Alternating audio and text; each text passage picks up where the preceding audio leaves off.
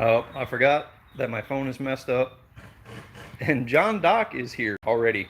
What's going on, John? Yes, I'm alive. Thank you for noticing. I'll wait for a few people to get in here real quick, but for those who watch the video later, this is just a quick live Q&A. As most of you know, I got hurt. Notice my awesome back brace. I'm not really supposed to be walking around doing a bunch of stuff, but I can't stay inside all day. I can't lay in bed all day.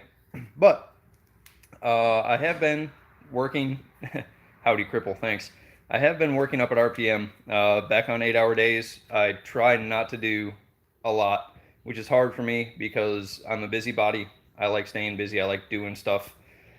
I can't sit behind a computer all day. That's not what I was born to do. So we're here in my shop, and it's like 98 degrees outside. So if I'm sweating a lot, I apologize.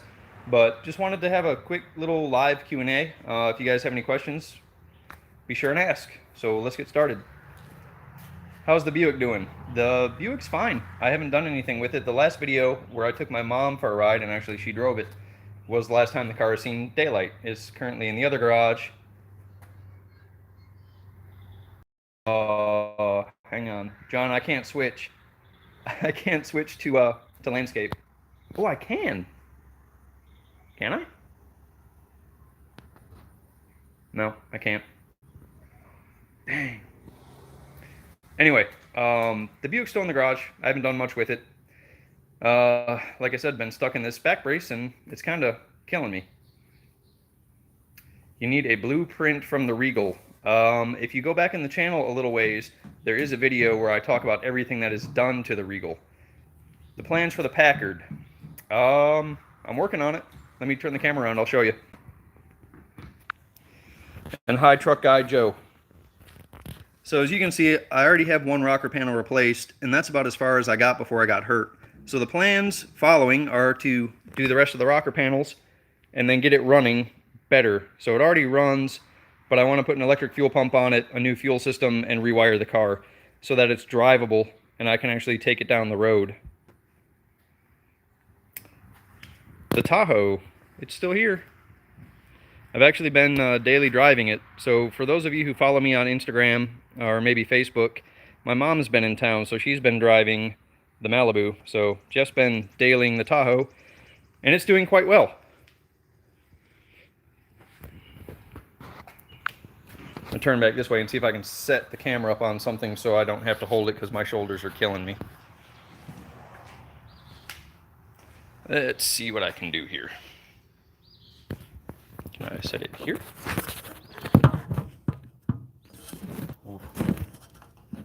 Stay. There we go.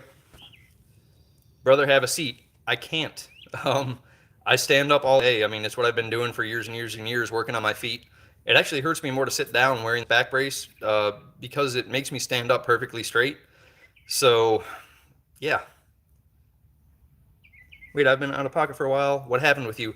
I was in a four-wheeler accident. So I was racing TT, which is like, I think it's called tightly technical is what TT stands for. So I was on a Honda 450, which is actually, it's a little bit bigger than a 450. It's built, it's a race bike, and I was out for my second practice, and I was racing on clay. Well, the clay packed in, so when I went to slide into a corner, the bike didn't slide. I got the bike sideways, and the outside tires grabbed, and it rolled, and I rolled with it. So I rolled a couple times, got knocked out, broke my collarbone on this side, my scapula, which is the back of my shoulder. I chipped a vertebrae in my neck, and I compressed a vertebrae in my back, which is why I'm wearing the back brace. And I got to figure out how to do this real quick, guys. Bear with me. There we go. Yeah, so I'm pretty beat up. I'm 3 weeks into the healing process right now. It's going quite well. When I first got home, which was, I was in the hospital for 4 days, got home, I couldn't do anything for myself. I couldn't roll over in bed without someone helping me. And now I'm up moving around. I've been off narcotics for a week, so I feel a lot better now that I'm not on the heavy drugs. You know, they give you all the pills that you want, and I cut that out as soon as I could. Just taking Tylenol now for pain. The worst part is in my shoulder still. When I heal up a little bit more and I can take this brace off, I'll take a picture. You can actually see where my collarbone broke. So that's what's going on. Yeah, so the Camaro, as far as I know, did get discontinued. Not a real big shocker. I mean, they've done this once before. So you had the 2002 Camaro, and then they ended it. And then in 2010, they brought it back. So they might be playing that game again where they cancel it for a couple of years and then bring it back. No one knows. The Regal is in the other garage. Do you guys want me to walk over there and show you it? We can take a walk.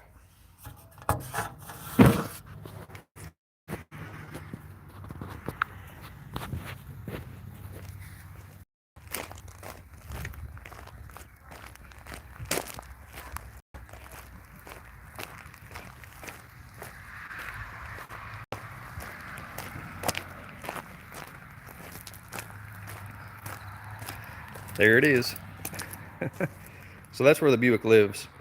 This is my attached garage. Not much in here right now. I've got the bike in here too, and the other bike, which I've ridden I think twice. So yeah, there's the Buick. It stays undercover most of the time because I never use it. It's got a battery tender on it.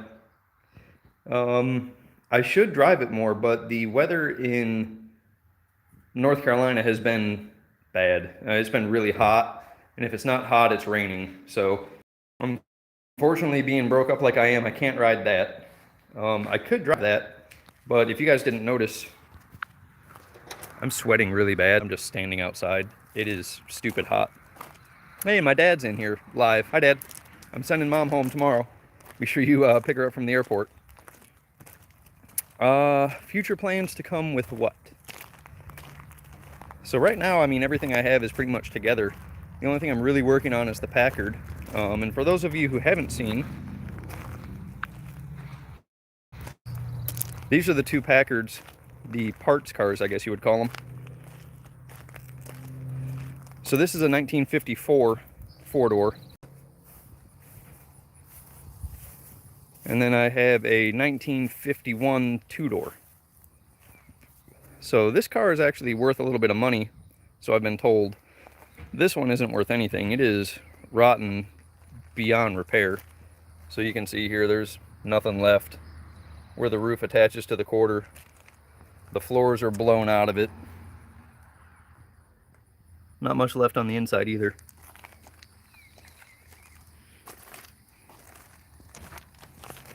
But so this car here has the big Packard motor in it.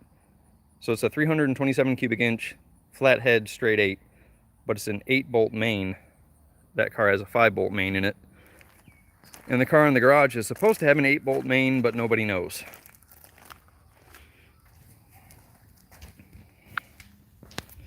So future plans for the channel, I think, was the question. For right now, not really.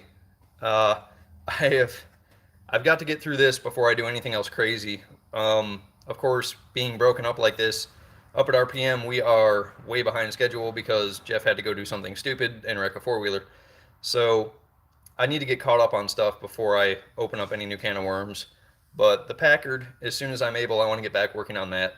The plan was to be able to drive it by fall. I kind of screwed that up.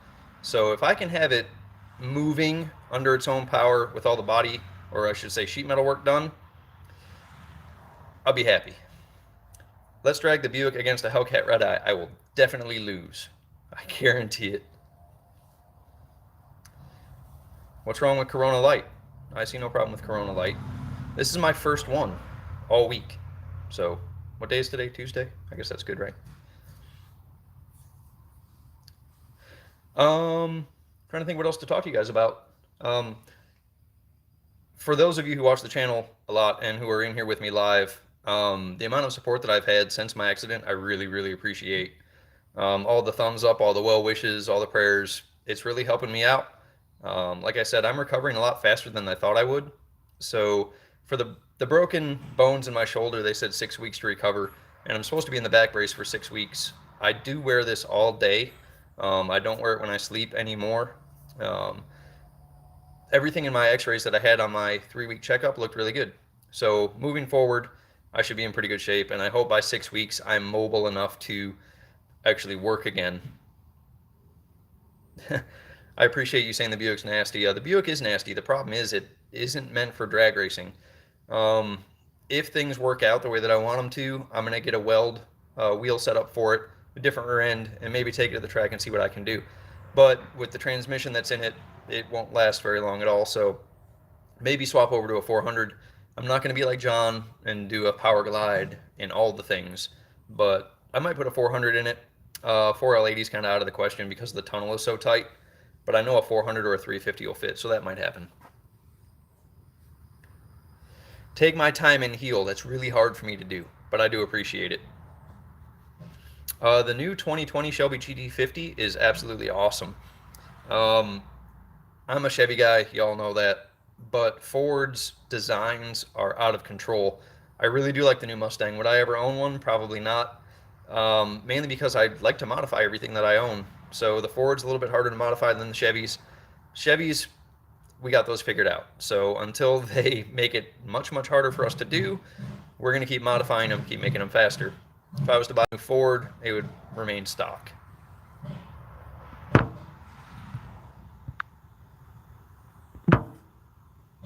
How long have I had the Regal? It's been probably about 14 years, I would say. I bought the car. I was living in Michigan at the time, working for Yea I Motorsports. Hi, Eric and Tommy. I was working for Yea at the time.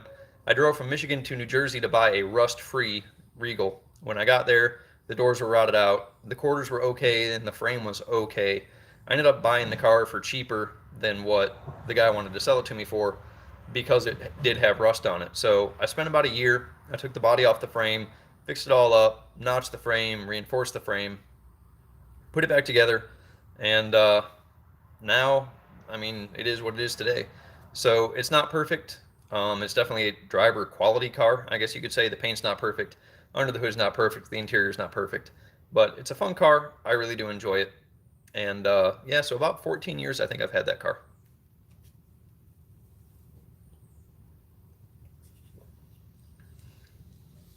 Chevys are like Legos. They just snap together. I'm going to use that. I actually haven't done much research on the new 7.3 that's going in the Super Duty. I'm a big fan of cubic inches, so the bigger they make the motors, the better in my opinion. The 7.3 was a proven workhorse, and when they started going smaller cubic inches, they had to make more boost, and then they started having issues. So let's get back to a bigger motor.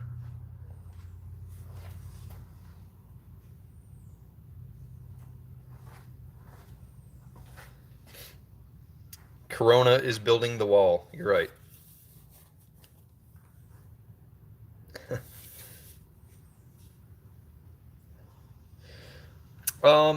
So for my back, they say everything is healing like it should.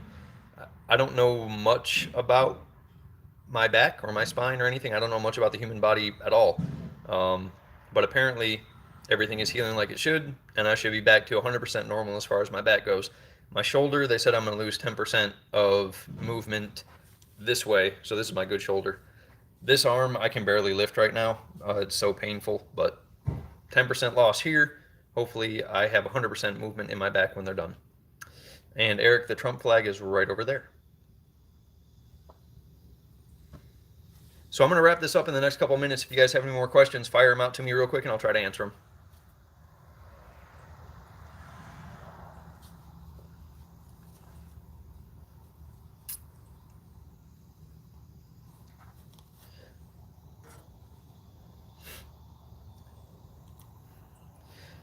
The Elephant Crate engine is really cool, and Dodge does a lot of really cool things. I'm a huge fan of the Hellcat. I've worked on a few of them. The only thing that I don't like about them is they're so big and bulky. I mean, if they could take that power plant and put it in a little sleeker car, a little bit lighter car. If you've ever driven a Hellcat, it looks like you have a 4x8 sheet of plywood for a hood. It's absolutely huge. If they could slim that thing down, I think it would be absolutely awesome. Honda just went by. All right, so about 30 more seconds. Fire your questions off, and then I'm gonna end the video for the day.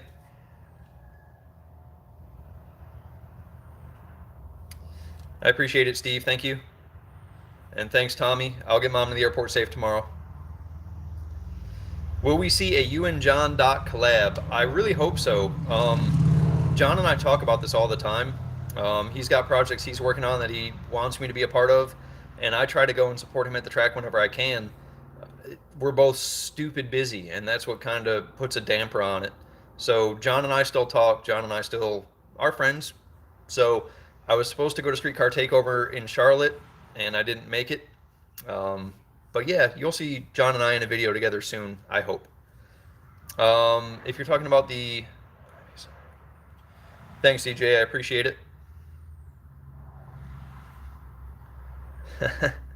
572, if you're talking about the crate motor from GM, if you get the 650 horsepower version, it's really awesome. If you get the lower horsepower version, you're going to want more. Thanks, Antonio. All right, guys, I'm going to wrap up this video by saying thank you for tuning in. See, I can't edit this, so when I stumble over my words, I have to say it again. Thank you guys for tuning in. Thanks for all the get wells. I'm going to do my best to take care of myself and get better. I'm not going to push myself. I'm going to take my time and make sure that I'm back 100%. All the projects, we're going to get moving back along. The Buick, I'm going to try to take it out when it's not 100 degrees out.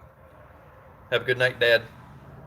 And yeah, when I get back from, I'm actually going on vacation this weekend. When I get back from vacation, I'm going to try to film some stuff here in my shop so that you guys have some content to look at. I'm not going to be able to work on much, but at least I can do a little how-to or here, there, and how to install parts. And I want to thank you guys for watching, and we will see you next time. Stay tuned for another video.